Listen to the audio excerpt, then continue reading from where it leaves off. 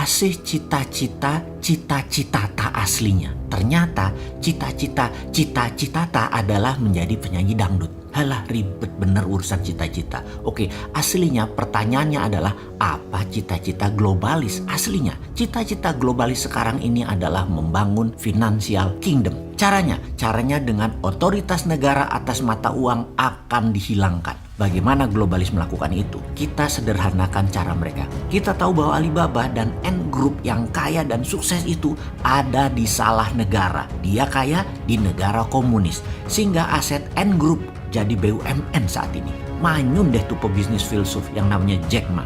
Elon Musk terinspirasi karena apa yang terjadi kalau Elon Musk suatu hari di Jack makan oleh sebuah negara. Katakan Amerika di bawah Partai Demokrat yang memang heavy on government. Kalau Elon Musk dan grupnya punya komunitas, punya produk, punya pasar yang nilainya mendekati 100 billion dolar per tahun atau sama dengan GDP Indonesia, maka pada saat mereka memerlukan funding tidak perlu ke bursa saham atau IPO, tetapi menerbitkan kripto aset mata uang digital dengan ICO-nya atau Initial Coin Offering. Kripto tadi bisa membeli barang-barang di grupnya Elon Musk dan mitra bisnis lainnya yang sangat luas pasarnya dan banyak pelanggannya. Itulah logika sederhana di dalam mengartikan otoritas negara akan mata uang akan dihilangkan. Inilah mengapa sejak tahun lalu dalam video narasi Vision 2030 Bosman mengatakan mata uang di dunia di tahun 2030 ke atas tidak sebanyak negara lagi. Mata uang global bukan dolar lagi.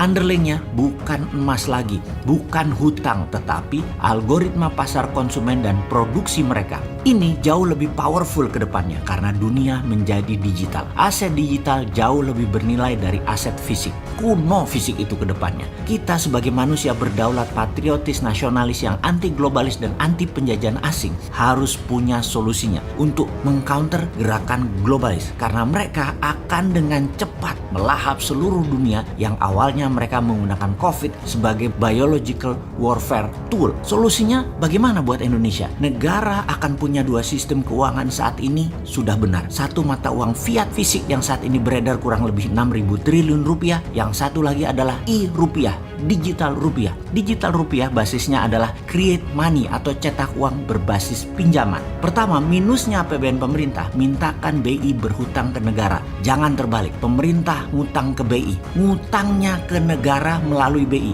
BI lah yang menerbitkan surat hutang, jangan negara yang menerbitkan surat hutang seperti selama ini. Jadi e-rupiah dicetak sebanyak misalnya APBN dan kredit pinjaman pihak swasta nasional di Bank Nasional. Bank Nasional ngutang ke BI, BI terbitkan surat hutang ke negara, lalu di ujungnya negara cetak uang. Semua tanpa bunga, hanya biaya uang atau cost of money paling 1% setahun. Untuk Bank Nasional ambil sebagai jasa penyimpanan dan jasa administrasi, dibebankan ke kreditur termasuk ke pemerintah. Maka Indonesia dengan e-rupiah akan menjadi sarana percepatan kedaulatan ekonomi dan kedaulatan rupiah menang. PDB nasional bisa naik 50% setiap tahun dan GDP per kapita nasional setiap tahun bisa naik 50% sehingga di tahun 2030 GDP per kapita Indonesia bisa 25.000 dan di tahun 2045 bisa menjadi 100.000 dolar per kapita di atas Amerika dan Tiongkok. Yang bilang ini halu pasti nggak berani mimpi. Kalau kita mah tukang tidur, tukang mimpi. Berani aja kalau mimpi mah. Yang takut kalau benar-benar kejadian GDP per kapita Indonesia jadi 100.000 di tahun 2045, takut lupa diri Indonesia nyaplok ASEAN dan nyaplok negara-negara kecil selatan Pasifik.